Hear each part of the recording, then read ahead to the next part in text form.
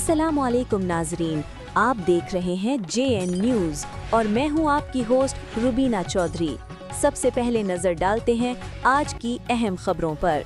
सिद्धार्थ अकबर फारूकी से खबर। थाना अहमदपुर लम्हा में जमे शहादत हजरत अली अल मुर्तज़ा 21 रमजान मुबारक के हवाले से जावेद खान गोपांग SHO थाना अहमदपुर लम्हा की ज़ेर सदारत अमन कमेटी का इजलास, जिसमें Syed Akmal Hussain Bukhari chairman, Mohammadia Islamic trust member, जिला अमन कमेटी रहीमयार खान, सैयद अमीर हमजा सरहिंदी मेंबर, तहसील अमन कमेटी सादिकाबाद, गुलाम अब्बास भट्टी अवैसी रहनुमा, ATI साहबजादा मोहम्मद हसन भट्टी अवैसी और rice Mohammad Rafiq head manner मौजूद।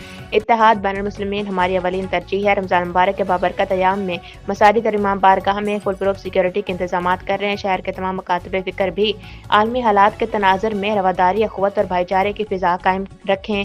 सोशल मीडिया पर किसी भी किस्म की शरपसंदी करने वाले को कानून के कटहरे में लाएंगे। पाकिस्तान और इस्लाम की सरबुलंदी हमारा फर्ज ऐन है। हर सतह की अमन कमेटी इंतजामिया का हर अव्वल दस्ता है।